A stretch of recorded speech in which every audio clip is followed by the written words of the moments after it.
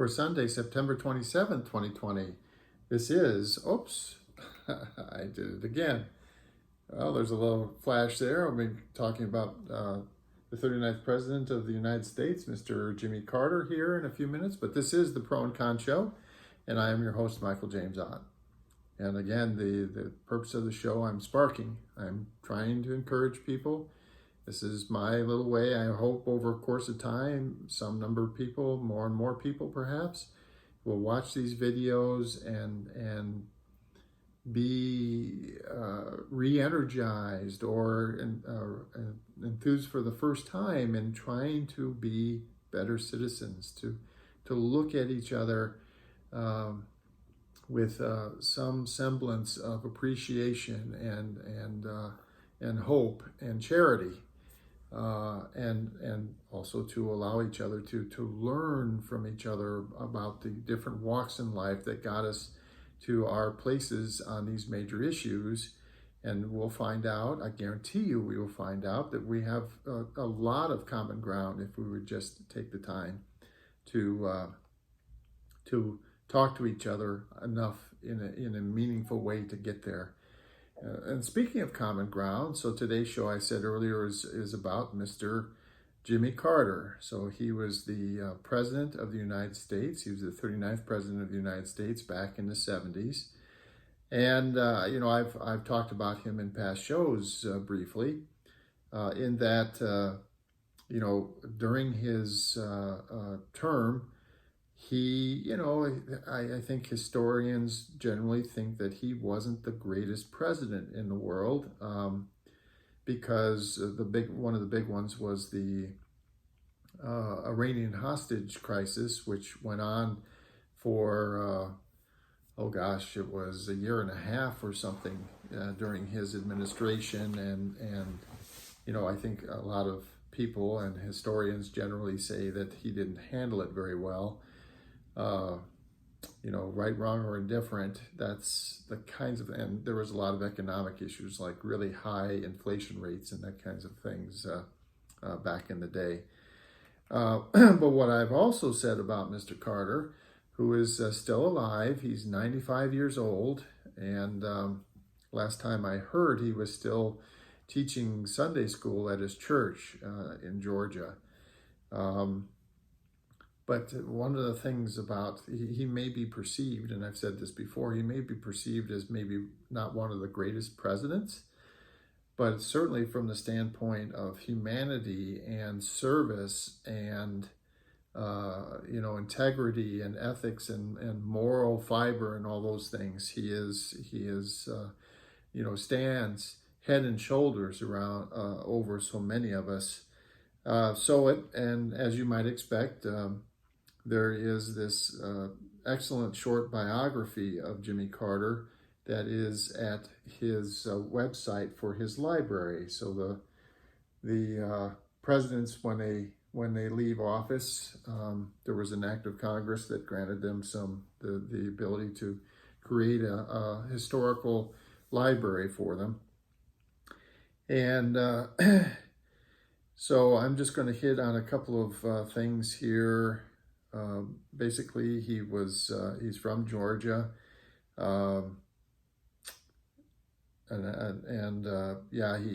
his family had a peanut farm. He was, by the way, he was in the United States Navy. He was an officer in the Navy on submarines, as I was actually.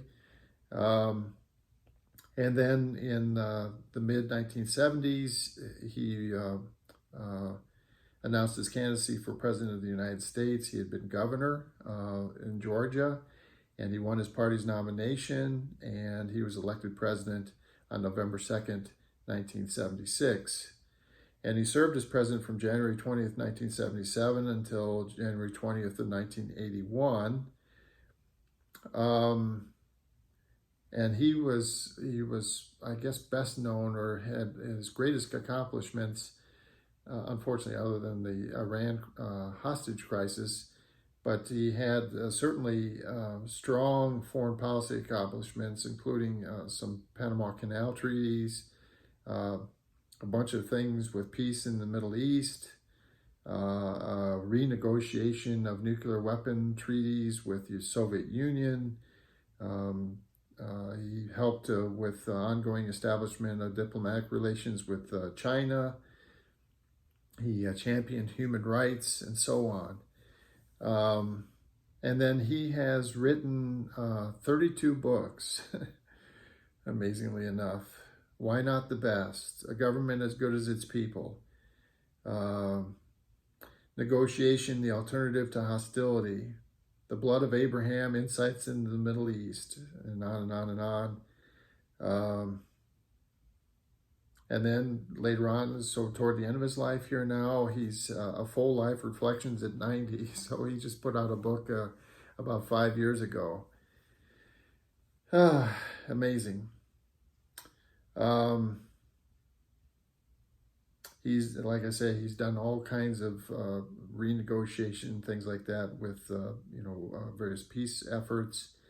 And the last thing that I want to mention about him is he received the Nobel Prize in 2002 for decades of untiring effort to find peaceful solutions to international conflicts, to advance democracy and human rights, and to promote economic and social development.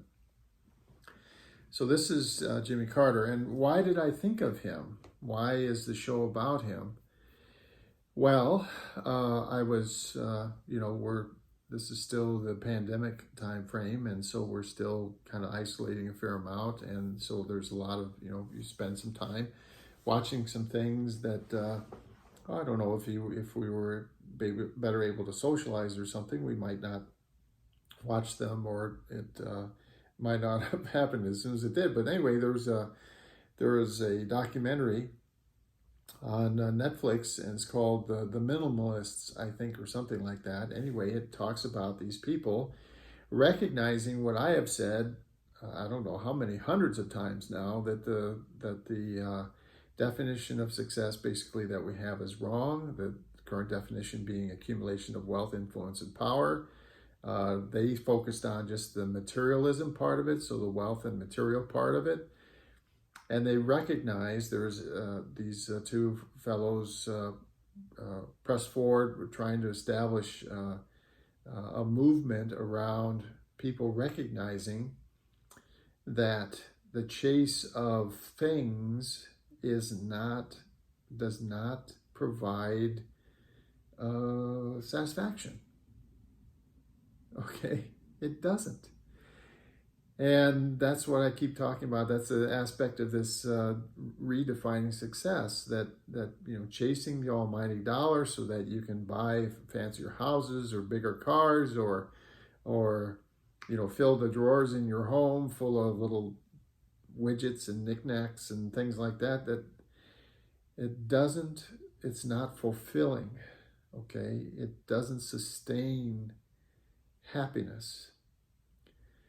And so these guys were talking about it, and they had these little sub stories of other people that they had influence on, that had, for example, decided that they were going to get rid of, leave Wall Street and go get a little house or something and just live in this little tiny house and greatly reduce all the material aspects of their lives, because it was just driving them to insanity, and they were not receiving inner peace or a feeling of security from it.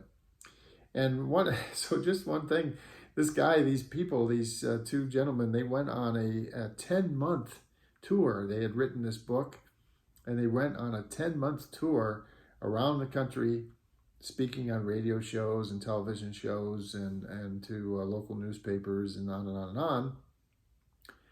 And the one guy at one point in this documentary says, well, I'm on a 10-month tour, and he had a medium-sized duffel bag. And he said, well, I've got, I think it was like 12 pairs of underwear, and I've got 3 t-shirts, and I've got 2 pairs of shoes, and I'm not going to get the inventory exactly right. You can watch it yourself. Look for The Minimalists or Minimalism or something like that on Netflix. And he said, and I have a laptop computer. So basically he had, I don't know, stuff that a lot of people might take on a weekend. All right. And he went on a 10-month tour with this amount of clothing and toiletries and stuff that he took with him. And I was watching this show, and it was toward the end of the show, and sure enough, they had found this speech that President Carter had given during his time in office. So this was a speech from President Carter. He's sitting there at the desk in the Oval Office.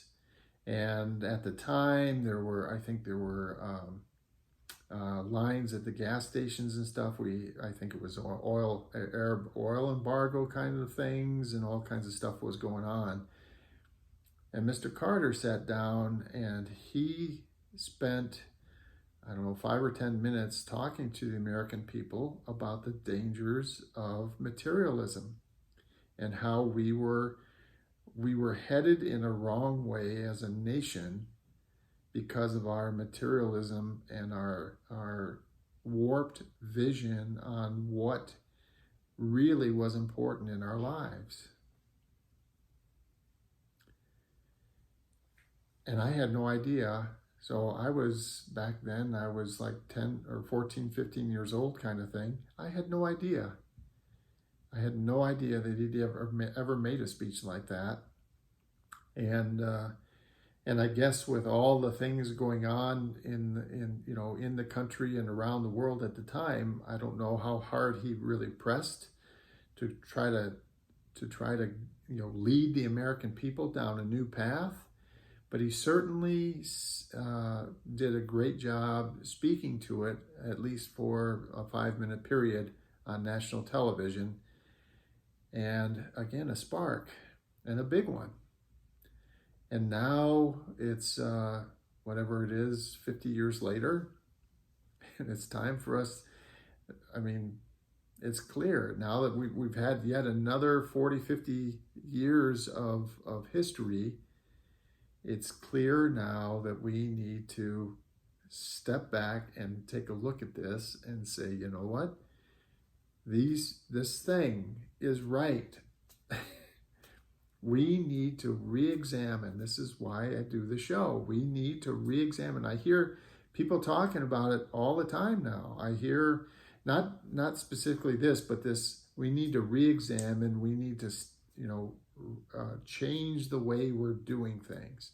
So everyone gets it. There's this feeling, there's this understanding that what we've been doing in the past is not working, and we need to do something different. And this is what I'm telling you, and what Mr. Carter tried to tell us back in the mid to late 1970s.